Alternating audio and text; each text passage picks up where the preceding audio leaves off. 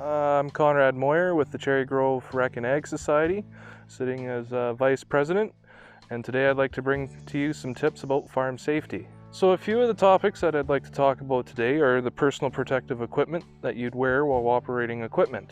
So the first things I'd like to introduce are just having some personal hand protection. These are hit-resistant gloves. They have the protection on the back of the hand, so if you're wrenching or if you're doing something, it gives you that impact strike. What I'm also wearing today is a pair of CSA approved safety glasses. Eyes are the most important part to protect on your face. The other part that I like to have on me that's really important is hearing protection.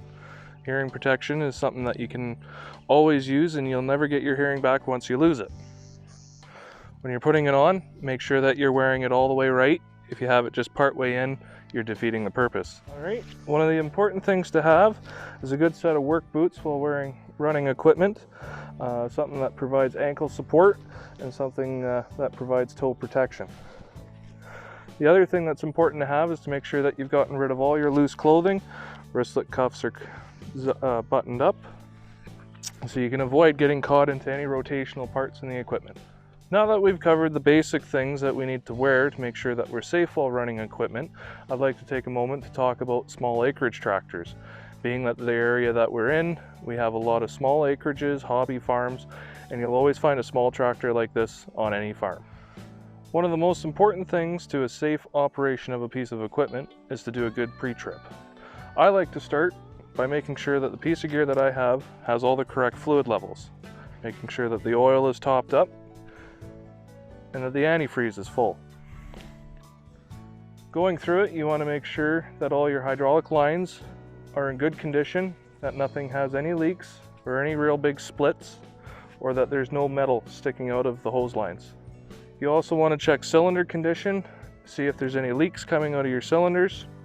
While you're looking at your sides, you want to check tire condition, make sure that you're not going to have any issues with tires. Take a moment to look over, make sure that your steering linkages and everything on your front end is tight. With this type of unit, hydraulic oil is checked at the back. So for good operation of your hydraulic system, make sure that you check your oils. This one, we're at a level. When you're running a 3-point hitch, you want to make sure that all your connections are good. You have your safety pins in place and they are clipped down. You want to check for cracks or any broken materials on your tractor that can cause a problem when you go to lift any kind of implements. Another note, make sure that your quick connectors aren't leaking or have any damage on them as well. This is also a good time to check and see if you have any leaking wheel seals, which can cause catastrophic damage to the rear of the tractor. Important part is making sure that all your steering is good. Give your steering a shake. Make sure that your different connections, there's nothing really loose. You'll want to check those connections right up into the front. Other part that you'll need to check is to make sure that your clutch linkages, that everything is in place and that your pins aren't damaged.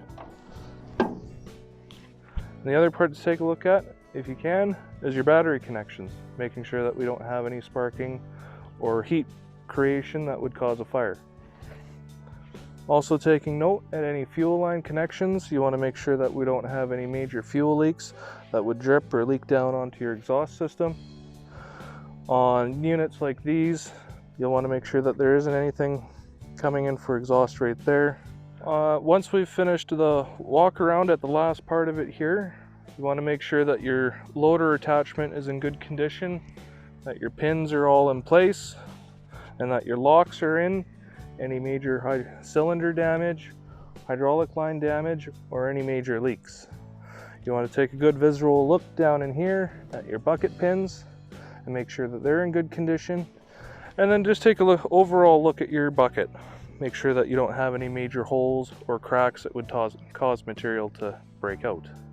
One of the biggest problems that everyone has when getting onto a piece of equipment is a slip. A slip can down you pretty hard and it can ruin your entire season. So when you're getting on, make sure that you have 3-point contact.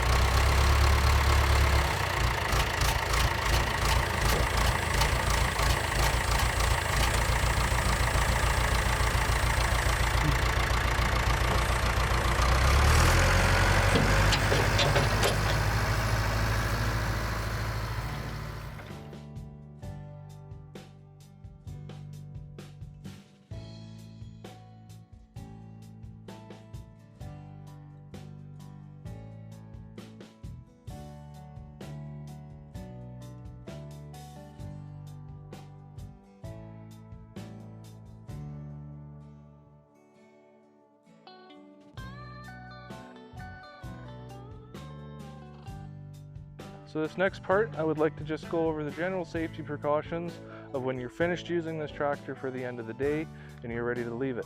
So when you're done with your piece of equipment during the day, you've parked in a safe location and you're finished for the night, make sure that you're in neutral, your park brake is set, you're set back to an idle, all your implements are grounded, and that everything is secure on the piece of equipment. And then you can shut her down. So one of the main things to remember when you're shutting down a piece of equipment at the end of the day is to make sure that your implement is not left up in the air. The hazards from this can be deadly.